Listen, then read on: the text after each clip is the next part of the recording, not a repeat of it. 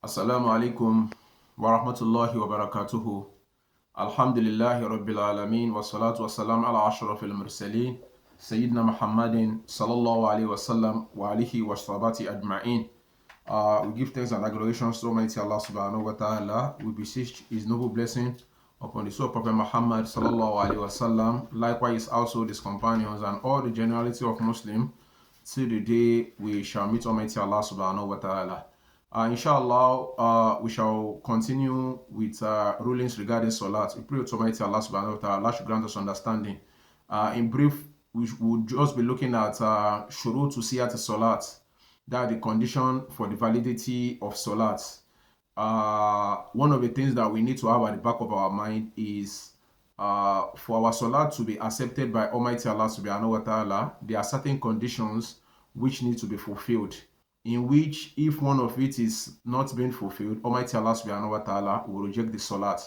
And this is very important that we take note of before talking about how we observe the Salat itself. Because if your Salat is invalid, then it means Almighty Allah subhanahu wa ta'ala is going to reject it, irrespective of you completing the arkan of Salat, completing the wajibat of Salat, or sunan of Salat, and some other things like that.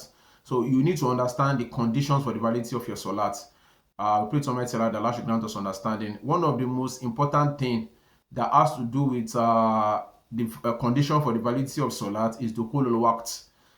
We must ensure that it's the time for Salat are set in before observing such Salat. That means that even if you have like 1 minute or 2 minutes before the time of Salat, if you observe Salat a minute or 2 minutes before the time of the Salat, Almighty Allah subhanahu wa ta'ala is not going to accept it. Because Allah said in the Quran, Allah said in the Salata, kanat ala al-mu'minin kitaba mawqutan.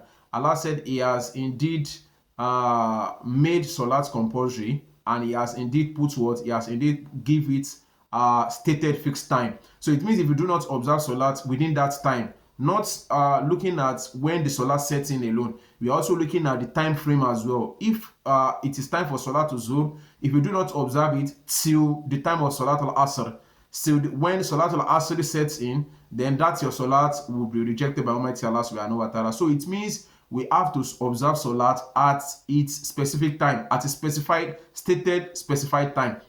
That's why Almighty Allah subhanahu wa ta'ala said in Surah Al-Ma'un, Allah said, Wailun lil musallin. Allah said, woe to the observers of Salat. Wailun means woe. Some scholars said it means a place in the hellfire for those who observe Salat. Allah did not even say woe to those who drink alcohol, woe to those who fornicate. He said wailun lil musallin, woe to those who observe Salat. And He now defined them in 2 verses. He said alladina, 3 verses. He said alladina wa an salatihim sahun. These are the people yuakhiruna salatan aw qatiha. These are the people who delay Salat from its stated fixed time. So it means if you do not observe your Salat at a stated fixed time, Almighty Allah subhanahu wa ta'ala is not going to accept it from you. Now, if you look at the Sahaba of the Prophet sallallahu alaihi wasallam, ridwanullahi alayhim, they understood this and they try as much as possible to live by it, because they learned this from Prophet Muhammad sallallahu alaihi wasallam, and they ensure that they observe their Salat at a specific time. We can give examples from one of the Sahaba called Abdullah ibn Unais. Abdullah ibn Unais, he said, Da'ani Rasulullah sallallahu alaihi wasallam. He said, Prophet sallallahu alaihi wasallam invited me one day, and he now told me that he would be sending me to Khalid ibn Sufyan. So Khalid ibn Sufyan was gathering people in order to attack Prophet Muhammad sallallahu alaihi wasallam. Prophet sallallahu alaihi wasallam said, "Qad balagani anna Khalid ibn Sufyan yajma'u an-nas liyakzuani." It has come to my notice that Khalid ibn Sufyan was gathering people in order to attack me. So in a nutshell, we don't want to take much of our time about that. Abdullah ibn Unais, he went to Khalid ibn Sufyan. He said, the Prophet sallallahu alaihi wasallam, when I asked Prophet sallallahu alaihi wasallam that, Prophet, please describe him to me so that when I see him, I'll be able to identify him. Prophet said, no, when you see him, you feel, you shiver. That means there is a fear that would come into your heart when you see Khalid ibn Sufyan. And when he said, when I saw him, he said, I witnessed what the Prophet sallallahu alaihi wasallam said. I confirmed it. And he said, Khashitu an yakuna bayni aw an takuna bayni wa baynahu mujawala. So I was just scared that I don't want something like chasing or something like that to happen between me and him. hatta tushigilani and a salat, that will now prevent me from observing salat, because it was time for salat. Now, if you look at it, it was in a dilemma situation. It was Prophet Sallallahu Alaihi Wasallam that sent him to what? To face Khalid ibn Sufyan. At the same time, it was the time for salat. He would have said yes. Was it? It was the Prophet Sallallahu Alaihi Wasallam that sent me on this message. I would delay my salat and observe the salat later. But he knew from what he learned from Prophet Sallallahu Alaihi Wasallam that the salat has to be observed at its stated specified time, at his stated fixed time. So he needed to observe salat, and at the same time, Khalid ibn Sufyan must know that he is a Muslim. He now said, what did he now do? He said, Mashaitu ana usalli. He said, I walked while observing my salat, wa umi birasi, while nodding my head. So he was nodding his head to make ruku, nodding his head to make sujud. Because if Khalid ibn Sufyan were to discover that Abdullah ibn Unais was a Muslim, he would have killed him. And now he still needed to observe salat. Even look at the messenger of Allah subhanahu wa ta'ala. While in the war front, Allah still commanded that they should observe salat. Now you are working and you said your boss did not give you the permission to observe salat at a specified time. Then you need to leave that job, because he are taking your Jannah away from you. Now look at Prophet Muhammad sallallahu alaihi wasallam. Look at the Sahaba. So they still observe. They understood from Prophet sallallahu alaihi wasallam. They learned from him that when it is time for salat, it should not be delayed.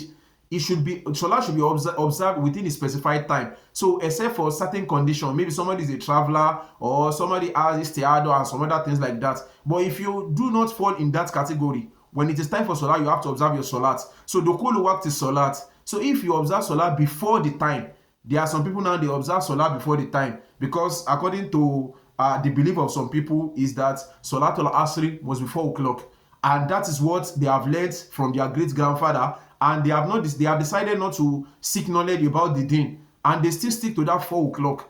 And even sometimes Salatul Asr could be around 4:15, it could be around 4:30 when it sets in. But some people still observe it at 4 o'clock, and whatever thing you tell them, they'll say no, it is 4 o'clock and we have to observe it at what?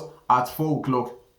This is very bad. So we need to seek knowledge about our deen. Our deen is all about what? It's all about seeking knowledge. It's not about this is the way I think it, or this is what we have found our forefathers, this is what they were doing, so we need to do that. So what of if their forefather did not, they were not sensible about it? So we need to learn that. It's very, very important. So now the time of salat must set in before we do what? Before we observe our salat. We pray to Almighty Allah that Allah should rectify our affairs. So secondly is what? Is satur al-awra. Is for us to cover our nakedness when we want to observe salat. This is shartun lisiyat salat.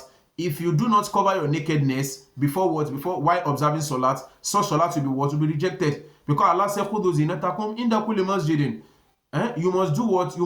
You must take adornment. You must put on your adornment when you are going for what? When you are going for salat. So these are the things that we need to take note of. So if your aura is not covered, now the scholars, they said the aura is divided into 3. They said we have auratun mukhaffafa, we have auratun mutawassito, and we have auratun mughalladhu. So they said auratun mukhaffafa, that is the light aura. So they said this is the aura of somebody who is less than what? Who is less than 10 years old. Maybe he has fallen below 7 years and 10 years old. So they said such aura is just what? Is just the adubur wal farj, or adubur wal dhakar. So just the private parts, that is the what is it called? The genital, and also the what? And also the boots. So that's what they said for that. Then for aura to mutawassito, that is the aura that is in between.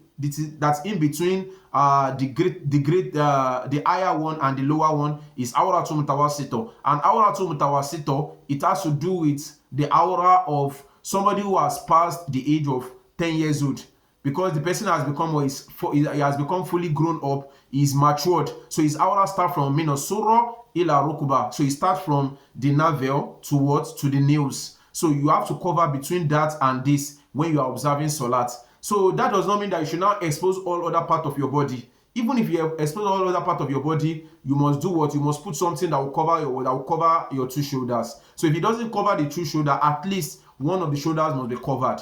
So for you to observe a valid salat. So it means if you observe salat now and your waist is exposed, then that salat will be invalid. There are so many people that do that. Even if you observe Salat behind an imam, and the imam while going to sujood, because most of us sometimes we tend to put on a short shirt, or a short what is it called, a short top, such that when we go to sujood, all our waist is usually exposed. And when the waist is exposed, if you observe Salat like that, then Salat will be invalid. Even the scholar said, even if you observe Salat behind an imam, while the imam goes on sujood, his waist is being exposed. That's the lower back of his what?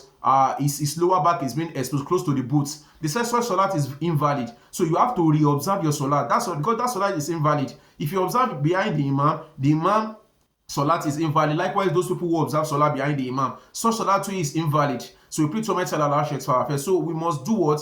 We must cover our aura while what? While observing Salat.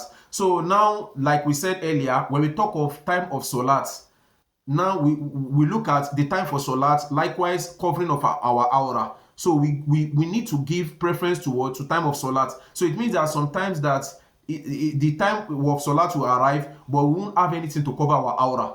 The scholars have said, Salat Uriyanan, such a person should observe Salat in what? In a naked state. So it means if you cannot have anything to cover your aura, which is that is very, very unusual. But if you cannot find it, don't say, because it's not of that I cannot observe Salat. No, you still have to observe that Salat, but you must do what? You must cover your aura. We pray to Almighty Allah. You must observe the Salat without covering your aura, without covering your nakedness. Your Salat will still be what? Will still be valid. But if you say, the time it is until I get a garment, that's when I observe Salat. If you do that, then you become a sinner. And if you observe it later, Allah may not accept it. So we pray to Almighty Allah that for our face. أقول قولي هذا إن شاء الله. I'll stop here for now. أقول قولي هذا وأستغفر الله ولكم سبحانك اللهم وبحمدك أشهد أن لا إله إلا أنت أستغفرك وأتوب إليك. السلام عليكم ورحمة الله وبركاته.